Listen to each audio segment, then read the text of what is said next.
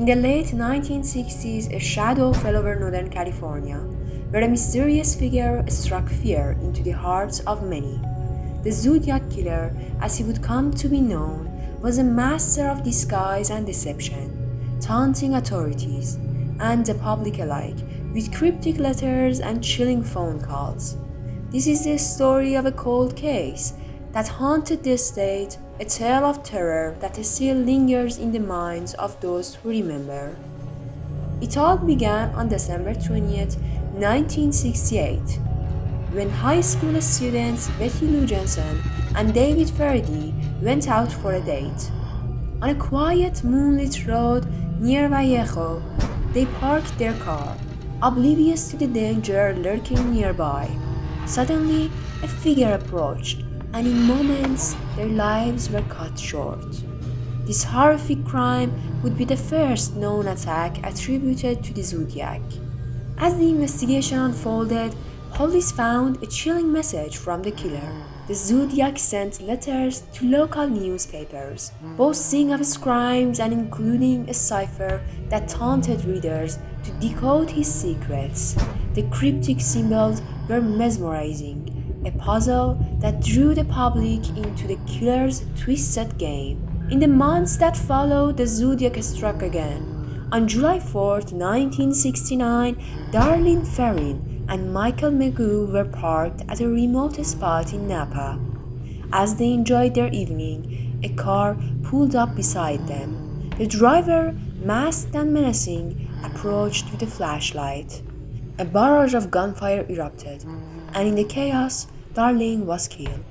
While Michael miraculously survived, he provided a harrowing account of the event, but the mystery only deepened. The Zodiac continued to taunt authorities, sending more letters filled with disturbing details and more ciphers. One of the most famous letters arrived in July 1969, containing a new cipher that captured the nation's attention. People from all over California tried to crack the code, fueled by the killer's eerie challenge. The Zodiac's most infamous attack occurred on September 27, 1969, at Lake Berryessa. Here, he confronted a young couple, Brian Hartnell and Cecilia Shepard. The scene was surreal. The Zodiac approached wearing a hood with a symbol, resembling a crosshair. He pulled a knife and ordered them to the ground. In a terrifying moment, he carved a symbol into Brian's car door, all while threatening them with death. The calmness of his demeanor contrasted sharply with the horror of the situation. After the attack, Zodiac sent yet another letter, detailing the crime and including a sketch of himself. This letter fueled the frenzy around the case as the public became captivated by the killer's bravado and cunning.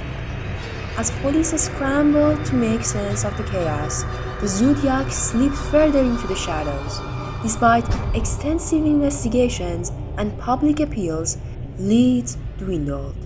The killer seemed always a step ahead, able to evade capture and taunt law enforcement from a distance. Each new letter he sent reinvigorated the hunt, but also deepened the mystery. Despite the fear and frustration, detectives began to piece together potential clues. They identified patterns in the Zodiac movements and possible links between the victims. But even with the best forensic technologies of the time, the elusive killer remained hidden. In 1974, a significant breakthrough occurred when a new witness came forward. A woman named Kathleen Jones claimed to have encountered the Zodiac on a lonely road. She described a harrowing experience where she managed to escape his clutches with her infant daughter. Her testimony added another layer to the investigation as authorities realized the killer's pattern and methods had evolved. As the years passed, the case grew colder. The Zodiac became a ghost, slipping further into the obscurity, but the chilling fear he instilled never left the public consciousness. The unsolved murders remained an open wound, a reminder of the vulnerability we all face. Fast forward to the early 20s when advancements in forensic technology reignited interest in the case. Investigators revisited old evidence, including DNA from letters sent by the Zodiac. As scientists analyzed the material, a name emerged: Gary Francis Post, a convicted murderer who had spent time in prison. Post's connection to the Zodiac Killer was examined, leading to a renewed investigation as police dug deeper. They uncovered potential links to Zodiac's crimes and a pattern of evidence that stretched back decades. In December 2020, investigators officially announced that they believed they had identified the Zodiac Killer, but many questions remained. Could this man truly be the infamous killer who terrorized California decades ago? The answer was still shrouded in uncertainty, leaving room for doubt and speculation. Though Gary Post passed away in 2018, it sparked a resurgence of interest in the Zodiac case. For many, the mystery remains unsolved, a haunting reminder of the darkness that can exist in the world. The Zodiac Killer's legacy is one of fear and intrigue, leaving behind a chilling mark on the history of crime in America. As we reflect on the story of the Zodiac, we are reminded of the victims whose lives were forever altered, and the families left to grapple with their loss.